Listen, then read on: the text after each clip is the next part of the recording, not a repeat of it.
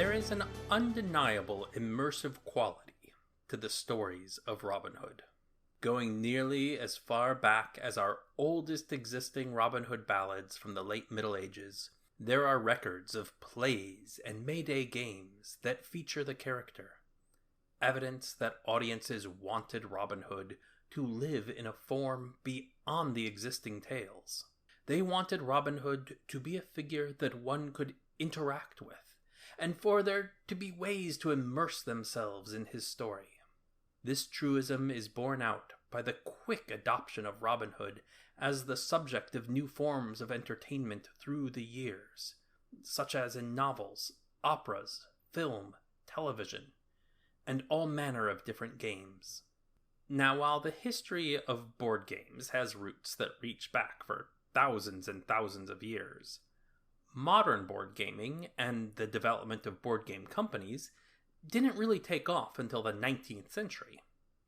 And it should be no surprise that Robin Hood was a ripe subject for early board game designers.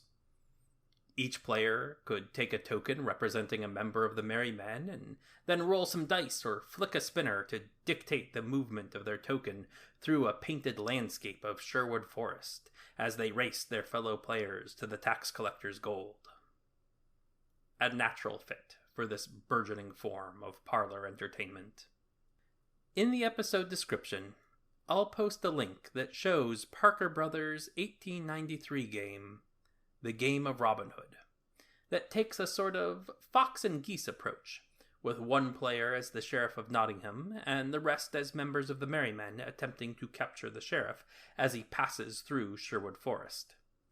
A bit like a rudimentary form of the popular Fury of Dracula game. One might assume by the title that the box art depicts Robin Hood, but it could be the sheriff, and it's hard to say, since this was still slightly ahead of the popular films of the early 20th century that would help cement Robin Hood's iconic look, and his depictions at that time could vary widely. In the 128 years since the release of that game, there have been many, many more Robin Hood games. Just this year saw the release of the video game, Hood, Outlaws and Legends, by Sumo Digital and Focus Entertainment. You can listen to my interview with Stephen A. McKay from episode 4 to learn more. And just last month, playtesting officially ended for the video game Robin Hood, Sherwood Builders, by the company Mean Astronauts.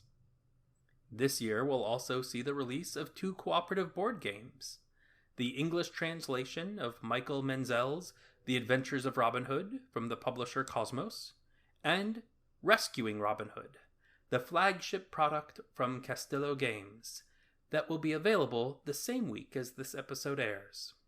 I sat down with Bryce Brown, the designer of Rescuing Robin Hood, to discuss his game, the elements that make it particularly unique, what aspects of Robin Hood lore he wanted to emphasize, how the game can function as an educational tool, the enduring appeal of Robin Hood, and why he's a figure that can still resonate with us in our modern world. There's a moment in the interview in which I am especially struck by one of the choices that Bryce made and the intentionality behind it that got to the core of why he made this game. I'll discuss that moment some after the interview, and how it relates to why I started this podcast in the first place. But first, Bryce Brown of Castillo Games.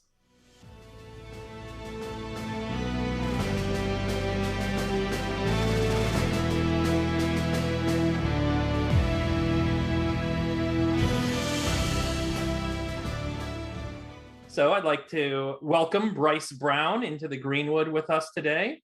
Let's start with just having you first introduce yourself. Tell us a little bit about who you are, and then your game, Rescuing Robin Hood. Sure. I'm Bryce Brown. I'm the board game designer for the board game Rescuing Robin Hood. The game is a collaborative deck building game. So everyone is working together to rescue various villagers that the Sheriff of Nottingham has captured. And then afterwards, after 4 days of kind of building up your band, rescuing villagers that have been captured, then you go and go to storm Nottingham Castle and rescue Robin Hood. That's kind of the gist of the game. From a gameplay perspective, I would say it's got a lot in terms of theme built in with history and different elements there, along with a lot of fun puns. And then also it's a very collaborative game, such that it uses kind of, if you know blackjack, has kind of a press your luck mechanic, which makes the attacks kind of work a little bit like press your luck, which makes it so that while most cooperative games, one person can be kind of bossing everyone around, this kind of helps to counteract that in a cool way, which is a lot of fun. So very much collaborative game and a really fun theme and a fun game. In addition to being collaborative, looks also very colorful. It's very colorful, very bright, fun-looking art. I don't want to say cartoony because I know cartoony sort of throws people off, but it's very colorful, slightly abstracted images of the characters. Lots of puns, as you mentioned. A lot of the characters' names are puns. So it looks very fun. Does it play as well with kids as it looks like it does? It does, yeah. I've played it with a group of 9 to 11-year-olds before, and they just had a blast playing it. One of the questions that I really had that I wanted to ask you is that what came first question? Did you have the idea of designing a game centered around Robin Hood, or did you have this kind of idea of the mechanics with this sort of collaborative building up your collection of cards, sort of cooperative deck building format, and then you realize that Robin Hood would work for it? It was my starting premise was that I wanted to make a collaborative deck building game. And I thought through, okay, I enjoy pirates, and I was thinking about that, and I was like, pirates are not very collaborative. There's a lot of cutthroat going back and forth, so that just didn't work as a theme. But then Robin Hood really stood out as a theme that resonated with myself and with many others of working together. And that was kind of the central thing around which I built the game. I'd always wanted a game in which you were going as the merry men and attacking various bands of the sheriff's men and, potentially stealing from the rich and giving to the poor, which I had in the original mechanics of the game. But then I ended up needing to simplify. But we really went theme first of what is the story I want to make about that's really true to the Robin Hood story. And then what are the mechanics that would work well to tell that story? And so that's really kind of where we went through there. And then to begin with a more complicated game, but then you want to always, if you've got a complicated game, you want to simplify until it gets just to the core elements that are really good about it. So. Mm-hmm. Yeah. So what I'm getting there is that it was sort of a combination of, you had the mechanic idea first of cooperative deck building, then that led you to Robin Hood as a theme, and then sort of refining how Robin Hood would work as a theme changed and drove how the mechanics developed. Very much so. Yeah. And a lot of times there's certain mechanics I went through and thought through what works well in the medieval context for different stats, different interactions of different people, and then went with that. So the different stats are brawn, stealth, wit, jolliness, scouting, cookery, and prayer. So you hear cookery there is, that's a very medieval word. And then you've got prayer, of course, because medieval times was very religious. And then afterwards you have jolliness in there as a theme, as something that only really Robin Hood would have a stat of jolliness as one of the key stats in the medieval game, in a sense. Yeah, I think I really appreciate that. And that gets to one of the next questions that I really wanted to ask you about, was what were the aspects of Robin Hood as a legendary figure that you really wanted to bring out? What were the parts that you thought were important to incorporate?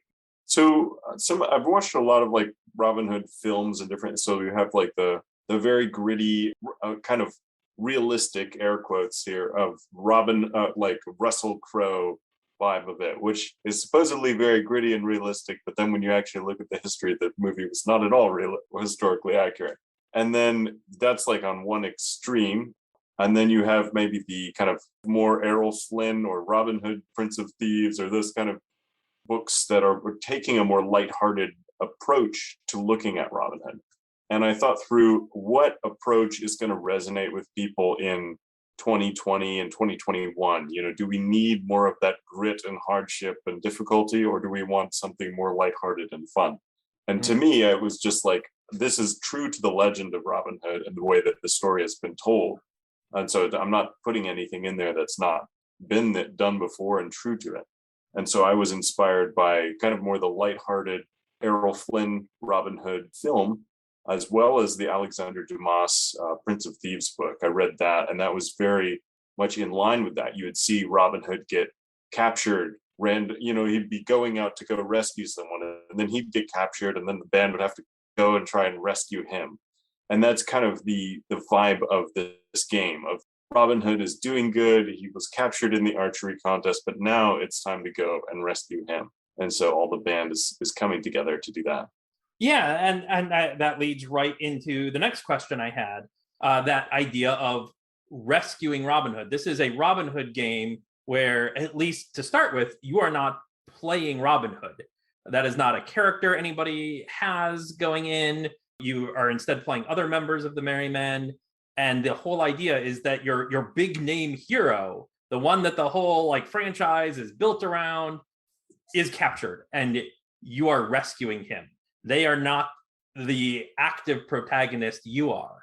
And I think this actually correlates very interestingly with one of my earlier episodes where I was talking about presentations of Maid Marian in the lore and how she often gets relegated to the status as damsel in distress, and it becomes this tropey element where Maid Marian needs to get rescued. And my guest for that episode, Emily Rich, was pointing out how, yeah, but that's a totally normal thing for all of the Merry Men. There's all sorts of stories with them getting captured. Robin Hood needs to get rescued from time to time. And even in, we brought up the Errol Flynn Adventures of Robin Hood. He is captured and he needs to be rescued. It is a standard part of the lore that Robin Hood, our heroic figure, needs help sometimes. And that's okay. And it can be okay for our heroic figures to get help from their friends. And so I'm trying to figure out how I want to even frame my question here. I just really sort of appreciate seeing a game that was leaning into that notion, seeing a game that embraced that idea of, yeah, sometimes the hero needs to be rescued. Yeah, I'll just build off of that a little bit. I think Robin Hood is more than just the man Robin Hood. He's there's a transcendent idea about we're going to do the right thing and oppose the law if needed and rescue the people that need to be rescued and provide financial aid to the people that need financial aid. And there's that resonates with people. I mean, even you have the company Robin Hood that has a whole brand around that theme, that idea of taking from the wealthy and helping the average guy. And so I think with Robin Hood being rescued, it kind of shows that the idea of Robin Hood has gone to the Merry Men, and they are now going and they live that out by rescuing Robin Hood or rescuing others. Mm-hmm. And so I think that's something that is very powerful about the theme and the story of Robin Hood, is that it has, we're still talking about it hundreds of years later, right? And that's exciting to be tapping into a theme that is that powerful. It makes it less about rescuing this individual person and more about embracing the ideas that he stands for. Exactly, yeah. So I guess I was wondering what sort of response you've gotten to that. How have people responded to that theme of rescuing Robin Hood as opposed to playing Robin Hood? People really enjoy it. I think they really like the take on it because it's taking a person who's typically in the position of power and rescuing others, and then he's more vulnerable and needs your help. And so it draws you into the story because then Bryce, can rescue Robin Hood, and there's kind of a theme in there that now I'm a part of the Merry Men doing the goal. And so rather than we have the one hero Robin Hood that's doing all these things, we all are working together and kind of in a sense are becoming Robin Hoods and kind of one of the Merry Men to go by rescuing Robin Hood. And so a lot of people have looked at it, said, wow, that's a really interesting theme. And then they go and they check out the game and purchase a copy just because the theme is exciting and powerful. It really lets you get to some of those conceptual ideas in ways that go beyond Robin Hood being the sort of blanket, the veneer over a more just standard adventure story. I really have liked that from what I've seen of your game so far, that it has this idea of you're working to rescue somebody. The goal isn't to go get the Sheriff of Nottingham. The goal is to rescue somebody. It's about helping somebody. As you mentioned earlier, one of the stats is jolliness. And so bringing that aspect out, that even in a time when a dire mission is being undertaken, you can still find jolliness. That can still be important to the characters to help them succeed. That it is a cooperative game, that all of the players are working together, that they're recruiting townsfolk. So they're bringing in, this kind of larger group through the gameplay.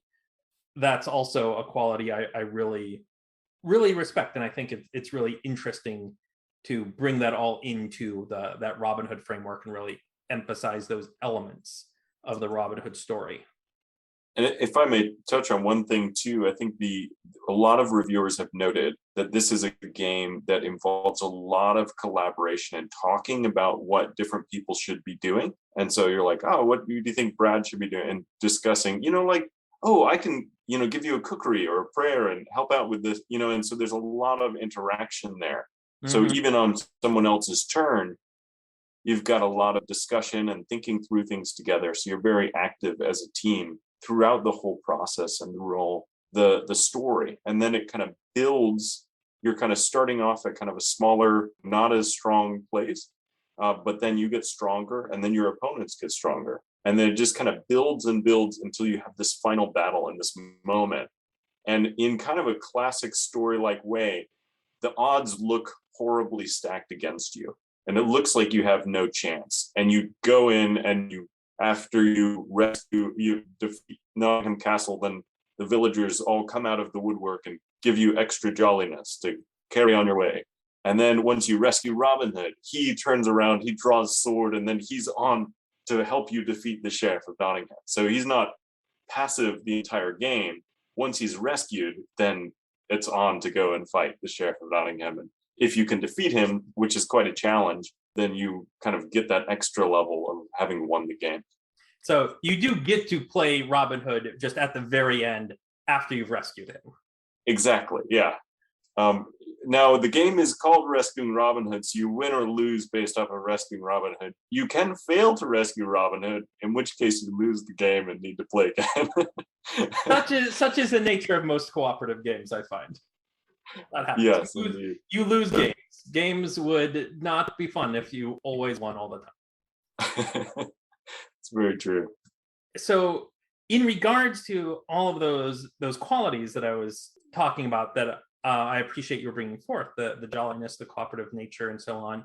One of the things that I have not seen a lot of before, but that I really appreciated is the emphasis on the townsfolk, that there's that real connection between Robin Hood and the Merry Men and the people that they're helping, that there's all of these common people that you're recruiting who are willing to help out the Merry Men, coming to Robin's aid.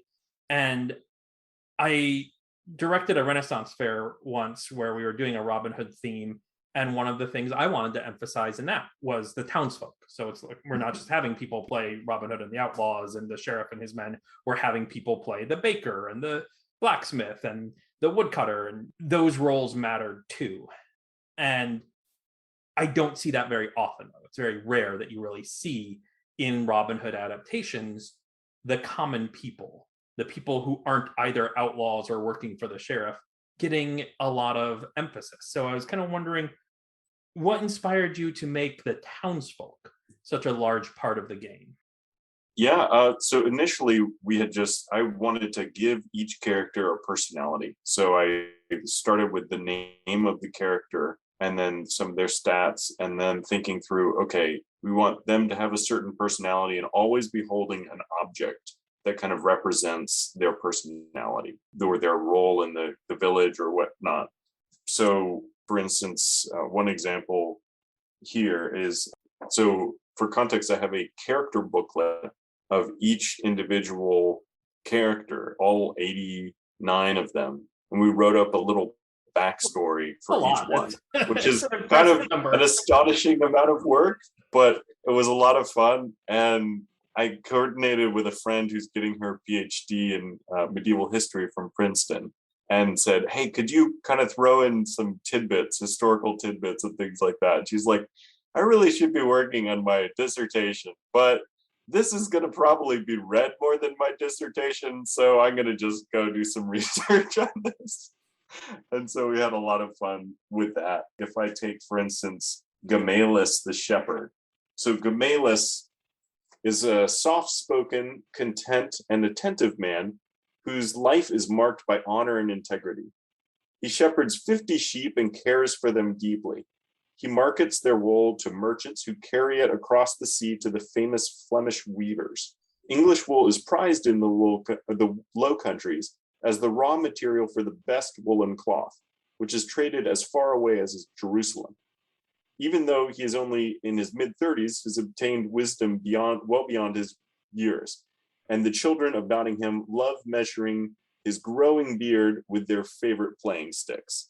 So he's a character that has quite a large stick and just a massive beard as well. But well-groomed, of course, because you're Gamalius. So the tidbits that are in there are things like, okay, English wool being prized. Like, that's a historical fact I didn't know. And then the Flemish weavers sending their wool as far away as their cloth as far away as Jerusalem. That's impressive. And that's just kind of something that's kind of built into the game here, is kind of learning a little bit more about medieval history and also just kind of feeling more and more a part of the village with Gamalius. Just the charm of the stories is a lot of fun. Just to be clear, one doesn't need to know anything about the Flemish wool trade in order to play this game. And Gamalius's backstory there is all just flavor. You know, it helps enrich these characters that you're interacting with as you play the game. You've got that option to read more into them, and then by extension to learn something, because you've gone ahead and included some factual historical information kind of nestled in there here and there. And it's not a trivia game. You don't need to know these things. You just might learn something accidentally. Yeah. And, sometimes someone's overanalyzing their turn and taking too long. And then you're just kind of like, I don't know, I want to learn a little bit more about Cecilia. And you pick up the thing and you flip through the book and figure out the character you want to learn more about and then read about them. Learn about the townsfolk that you've recruited at that point. Yeah. Or, oftentimes with a board game, you'll have 4 or 5 people playing the game, and the little brother or grandmother thinks the game looks cool, but isn't actively playing it. And so being able to pick up the character booklet and read more about it that just kind of adds a lot of appeal for the average observer of the game too, and kind of a way that they can be involved in the game as well and get a taste of it. That's something I've very much noticed with my daughter. She's not very big into lots of board games, but will sometimes enjoy watching other people play games, especially games where there are characters that are being presented. And if she can read a little bit about those characters, it makes her still feel connected. I think that's a really good observation, and not one that is given a lot of credit in game design discussions, but is an actual, real phenomenon that sometimes people hang out without playing the game and might still find other ways to engage with it. Yeah, games are very much a part of our culture in a way that we interact with people. And the more that you can think about how to make that better and better, the more you make the average person's life better. And it's a way of bringing joy to people that you don't even know. And that's just a super cool thing and a privilege to be able to be a part of that. Mm-hmm. Yeah. So bringing it back a little bit to the idea of Robin Hood and Robin Hood lore, obviously there's a lot of the recognizable elements right out of the gate that you can see. A lot of the well-known merrymen like Friar Tuck and Little John and Maid Marian are present. Those are characters you can play to help you form your band of townsfolk to help rescue Robin Hood. You've got Robin Hood himself. You've got the Sheriff of Nottingham as a final antagonist there. You've got Nottingham Castle that you have to rescue Robin from. Are there any other elements of the lore that you decided you wanted to bring in besides just the well-known, these are our sort of typical signifiers? Yeah, I would say I took kind of a different take on the Robin Hood lore than traditionally is done. So, like in Alexander Dumas's Prince of Thieves, he kind of took it as the Normans versus the Saxons, kind of wrestling through things like that. But then you have, say the Disney's Robin Hood, which takes kind of a vibe of it's King Richard has been away, and now Robin Hood, he's the real legitimate person while King Richard's gone, and we have evil King John.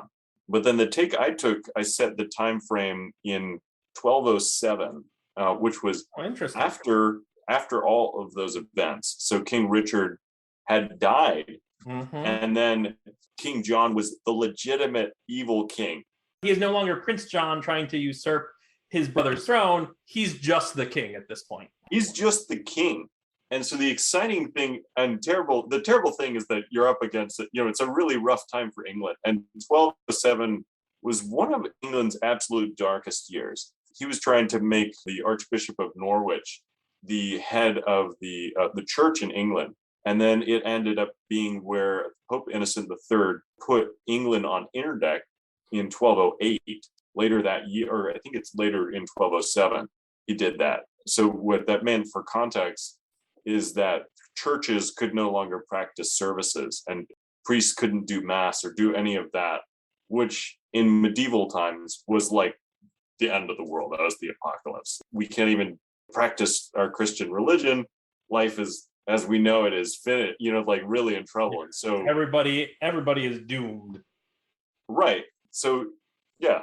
And so that was kind of the nature of that time. It was very dark for that. And so I felt like telling that story of it's legitimately a dark time for England, but there's hope and there's joy and there's vibrancy to life.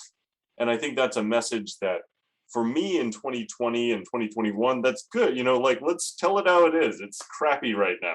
Things are really going badly, but there's still room for hope and joy and faith and all these things that make life meaningful and beautiful.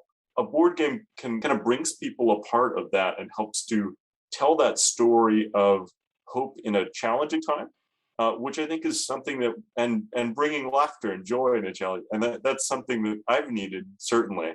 And I think a lot of other people, it's just been kind of a balm to the soul for people. And so that's kind of the take I took on the Robin Hood story was a legitimately challenging place and then hope in that. And then for context later, historically, and as you likely know already, Prince John or King John was so evil and tyrannous that basically the counts and princes and what came around and they're like, okay, we're going to slam you with the Magna Carta. And like that is the basis for which English and later American law came about, that no one is truly above the law, not even the king. Yeah. And so like this story of this really evil person eventually came to help to undermine all tyranny across the entire world, which is astonishing. So it's a story of, even though it was a very dark time, something of great hope in history.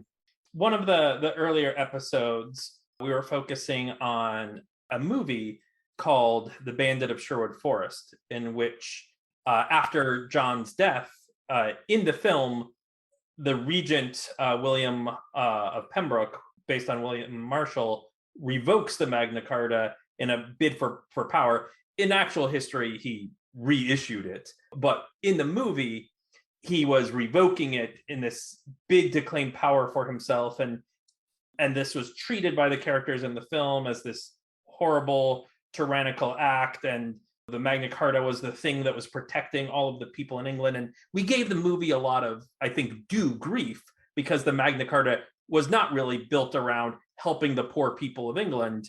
But to the point you were saying, it was a really legitimately important document in that it was based around limiting the powers of the monarchy. And that is a really significant thing. So did your choice to kind of set your game in 1207, was that kind of based around the idea of like how really kind of particularly terrible that year was, but it's still like kind of close to when we're typically setting Robin Hood stories, so you're not outside of the framework, but then it also meant you didn't have a savior figure to draw on to. King Richard is not going to show up at the end and save the day. It is instead about the normal people sort of saving themselves. That's what I'm getting. Exactly. And I liked that theme of not having the person of like, no, sometimes you don't actually see where the end is going to come, right? And that's, it's a dark time and you don't see like, oh, here's the hope. It's like, no, we've just got to create it. Let's go. We're going to bring our hope. We're going to bring our faith. We're going to bring our joy, and we're going to go. And we're not going to look to someone else to bring that for us. Going to use your prayer, your cookery, and your jollity to... Exactly. You got to go for it. You can't. I am a big fan of improving things through jollity and cookery. It's true. I noticed a couple of the characters that you have in the game are Robin Hood characters, but lesser known ones. You've mentioned Alexander Dumas' certainly, yeah. Prince of Thieves a few times.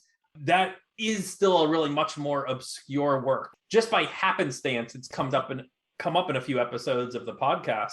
I've only just recently read it for the first time myself. So I think that was an interesting thing all of a sudden that I'm seeing some of the characters from that book show up in your game. Lady Christabel and Maud Lindsay, I noticed both of them. Maud is a particular favorite.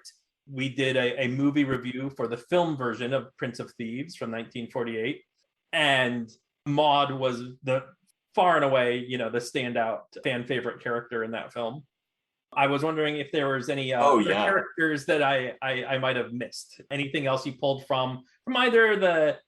There's also Lance the dog made it into the story as well. So he comes in with 4 brawn and 1 jolliness to help save the day, which is very consistent with the book. Yeah, that's a nice little touch there too.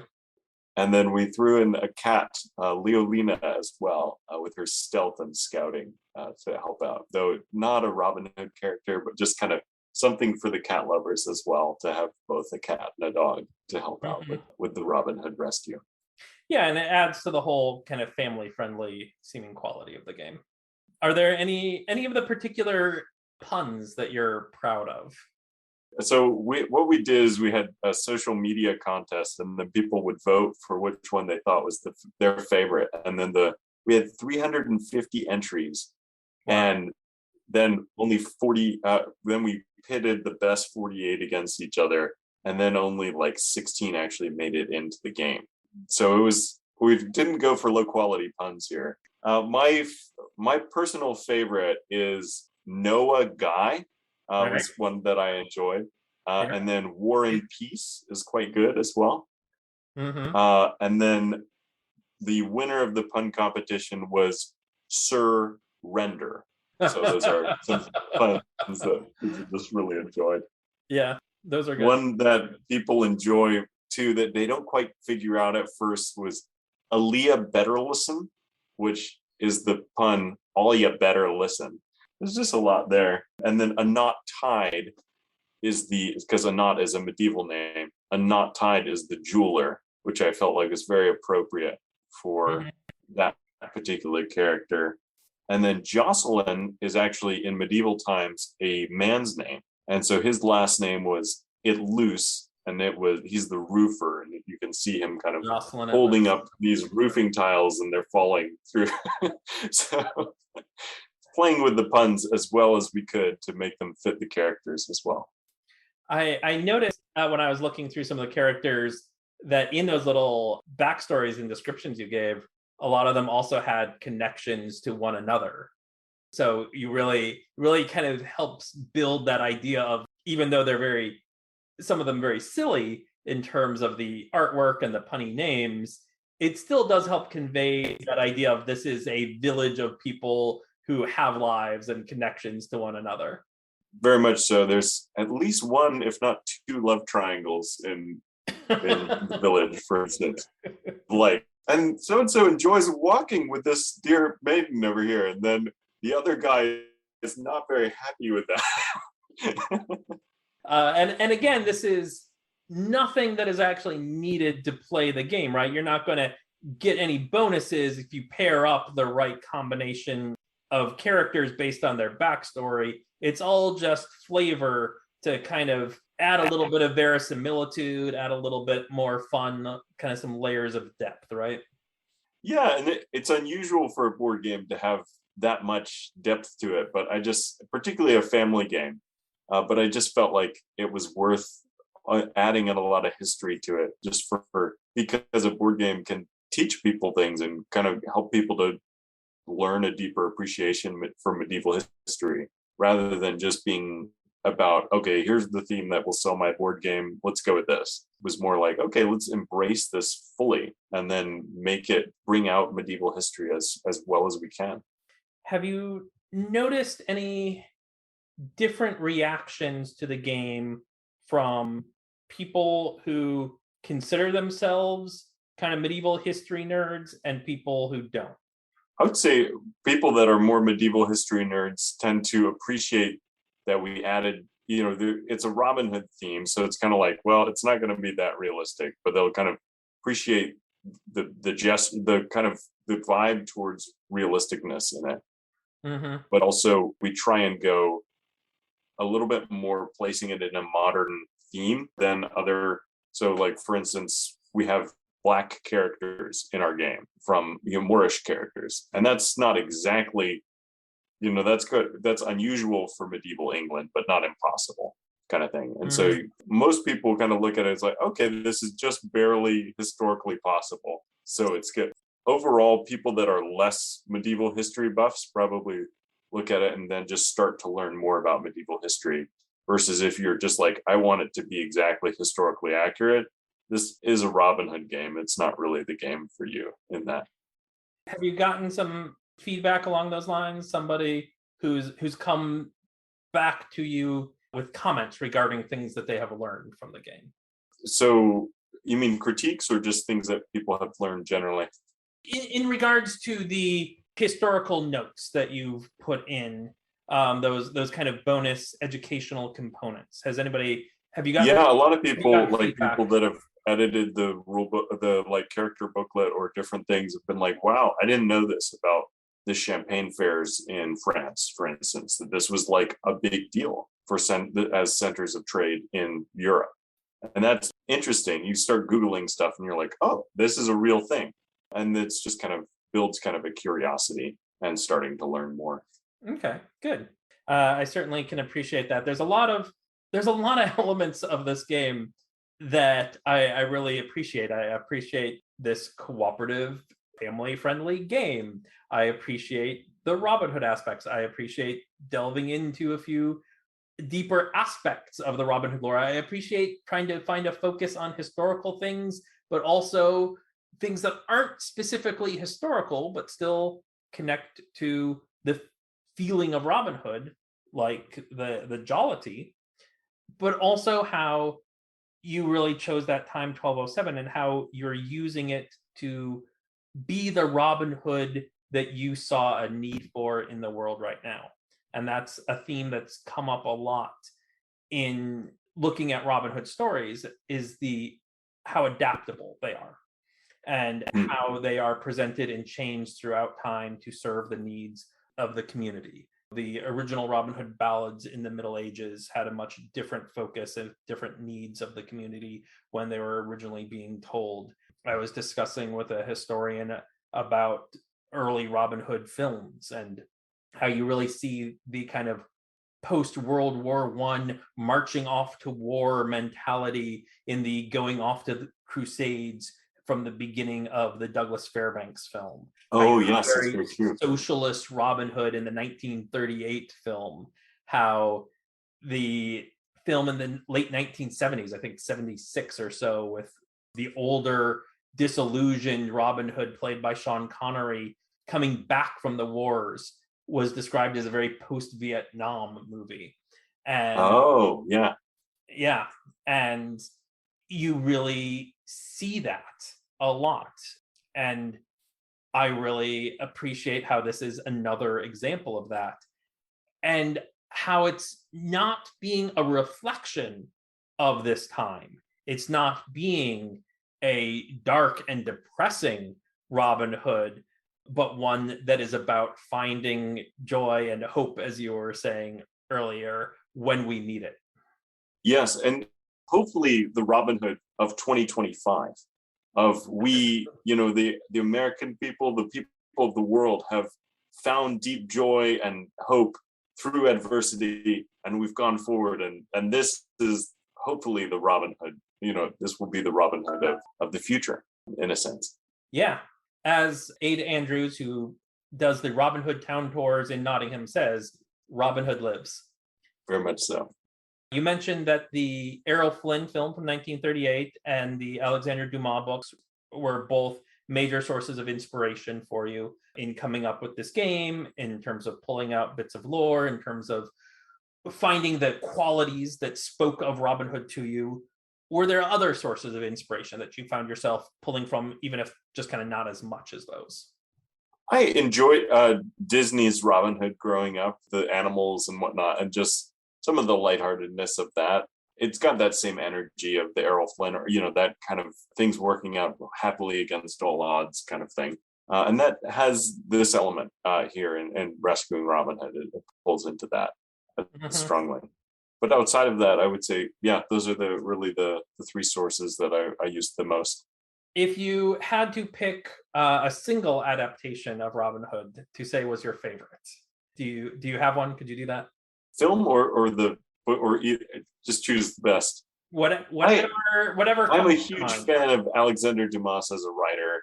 From Count of Monte Cristo to Three Musketeers to Rum, and so I liked seeing him come through as a writer, because like in Count of Monte Cristo, he's like deep in observation about how humanity works and how revenge works and how all these different things, and beautiful story. But in Robin Hood, he's just like, I just want to write a fun story, and I don't care how realistic it is. It's just I want to enjoy the characters and bring to life this story. And it's like, even a very serious writer can just kind of let loose with the Robin Hood story, which is very fun to see. And so that's, I think, the one I would look at and be like, if you were to just pull from one source, I would go to that one. Have you read the source that he was pulling from? Tell me more. So Alexander Dumas' book is not an original work. It's an adaptation. Oh, okay. In 1838, Pierce Egan the Younger was writing a serialized novel, Robin Hood and Little John, or The Merry Men of Sherwood Forest, I think is its full title. And that got collected as a single volume in 1840. And then the Alexandre Dumas books are an adaptation, like just a really straight adaptation of that other earlier novel. Oh, fascinating. Yeah. You can find the original online if you do a search for Pierce Egan Robin Hood. So. Yeah, so the original novel has just been scanned and it's up on the internet to read if you're ever inclined to do so. It follows very closely together. There's a few differences here and there. I actually didn't read all of the Pierce Egan one just because I prefer reading physical books, and I had the physical book of the Alexandre Dumas. So I was like, okay, I read enough to notice that they're very similar. So now I'm just going to read the one that I have the actual physical copy of. Oh, great. That's fun to, now I've got a little bit more research to do here. Yeah, it's one of the things that, I always find very amusing. One of the things that we joked about when we were doing the film review, is how that film that they made in 1948 is based on, it is a sort of film loosely adapted on the English translation of the French work that is an adaptation of an English novel. It's very true though. I mean, and let's be real, like that's the way Robin Hood legends go, is it's all a series of adaptations, one on the other, to kind of meet the theme, the story you want to tell. And so each person can kind of point to different favorites throughout all of history and different things as well, and just see what resonates with them and build their own story, which is exciting. Yeah, no, it really is. I would agree. I think that is a very reasonable and accurate summation. As we were just saying a moment before, Robin Hood can be adapted to serve the needs of the time that he is being told and the inclinations of the author. Everything that has come before serves the author and the time however they need it to, however they want it to. As Emily Rich, who I interviewed before, said, really all Robin Hood stories are fan fiction. Yeah. Whether or not you're getting them published in a book, whether or not you're making a Hollywood movie based on them, it's all just some sort of fan fiction. It's very true. Yeah, it's an insight I can't argue with. So before I let you go, I think you have to tell the listeners how they can get a copy of this game. Sure. The best place to get a copy of the game is at castillogames.com. So that's CASTILLO and then games spelled like normal.com. All right, sounds good. Is there anywhere else that people can find you, find out information about Castillo Games, any social media links? We've got we're on Facebook. Our Instagram's quite active if you like engaging that way. And then TikTok has quite a number of amusing videos as well for Castillo Games on TikTok. So those are some fun places to check out as well. And then if you need to get in touch with me, just have questions about the game, want to learn more, or even play online together, just email me at bryce@castillogames.com. All right. Fantastic. Thank you so much for joining me, for taking some time out of your day for this interview. I wish you the best of luck when it comes to getting the game out there, getting it in people's hands. I'm really looking forward to giving it a play myself soon. Awesome. Well, I look forward to sending you the game. Great. My thanks again to Bryce Brown for taking the time to speak with me. His comments about intentionally setting his game during a time when things might seem especially bleak, and there was no hope that a good king would return to fix all our problems, so we needed to create our own hope, and that together, working in cooperation, we just might be able to, really struck a chord with me.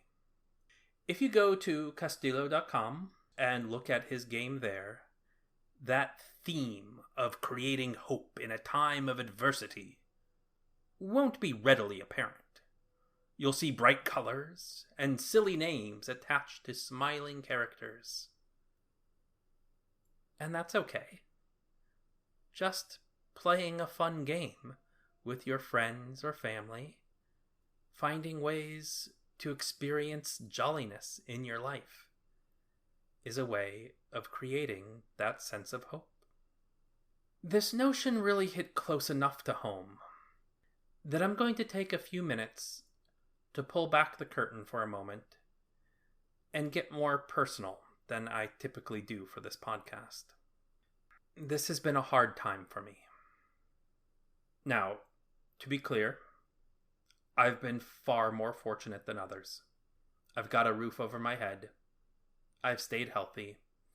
And so have most of my loved ones.